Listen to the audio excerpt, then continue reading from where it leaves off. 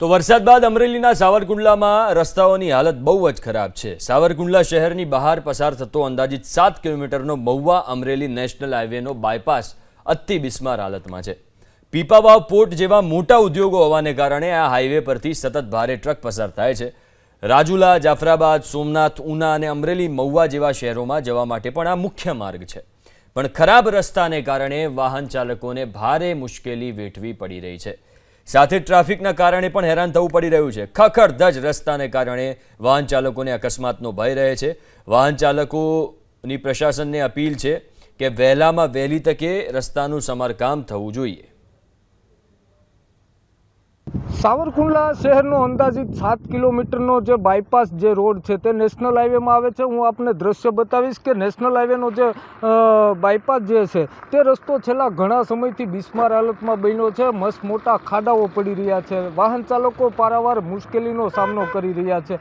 છેલ્લા ઘણા સમયથી આ પ્રકારનો જે ખાડાઓ પડ્યા છે, વાહન ચાલકોને હાલાકીનો સામનો કરવો પડી રહ્યો છે। ખાસ કરીને પીપાવાવ અંબાજી આ નેશનલ હાઈવે છે, ત્યારે આ નેશનલ હાઈવેની જે રસ્તા ઉપર મસ્ત મોટા ખાડાઓ પડ્યા છે ને તેના કારણે વાહન ચાલકોને પારાવાર મુશ્કેલી ભોગવી પડી રહી છે। ત્યારે આપણી સાથે સ્થાનિક વાહન ચાલક છે, તેમની સાથે જ વાત કરશું। વડીલ, કેવી સ્થિતિ છે આ રસ્તાની? બહુ ખરાબ પરિસ્થિતિ છે। આખા રોડે અમરેલીથી નીકળ્યો તો કુંડલાવાળો આખો રોડ ખાડા। શું માંગ છે તમારી? માંગ એક જ હોય કે રોડ રસ્તાઓ સારા થાય, જેથી કરીને વાહનોને નુકસાની ના થાય અને ટાઈમસર સમયસર બધે પહોંચી શકીએ। આપ ક્યાંથી આવો છો? હું તો જામનગરથી આવું છું। જામનગરથી આવો છો? અમરેલીથી બિસ્માર? હા, અમરેલીથી તો સાવ આ બાજુનો રસ્તો સાવ બિસ્માર છે।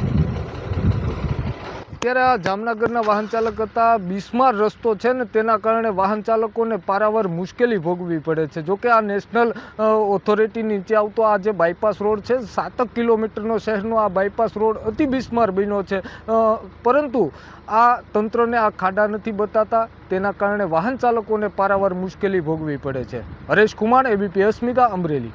આ રસ્તો એકદમ નેશનલ હાઈવે કહેવાય છે, પણ એકદમ ખરાબ હાલતમાં છે। અને સાવરકુંડલાથી બાયપાસ જે રાજુલા જવાનો રસ્તો છે તો એકદમ બેસ્માર હાલતમાં થઈ ગયો છે કે એનું કંઈ એમ કહેવાય ને કે નેશનલ હાઈવે કહેવાતો જ નથી।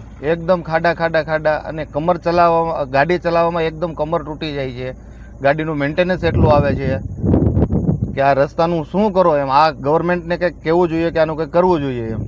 પણ અમરેલીથી નીકળતા રોડ એટલો ખરાબ છે કે નવી ગાડી લેવાની ઈચ્છા થતી, એમ થાય આમાં અલ્ટોમાં જઈએ એમ, પણ રોડ ખાડા 1-1 ફૂટના ખાડા છે। ક્યારેક તો અમને એમ થાય કે અમે ધૂળ ને એવું નાખી અને અમે ખુદ પૂરી।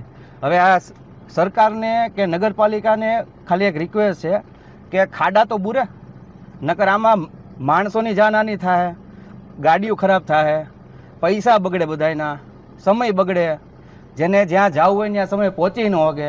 તો આટલી બધી વસ્તુ ટેક્સ આપવા છતાં જો આ બધી વસ્તુ થતી હોય તો એની કરતાં તો ટેક્સ લેવો જ ન જોઈએ।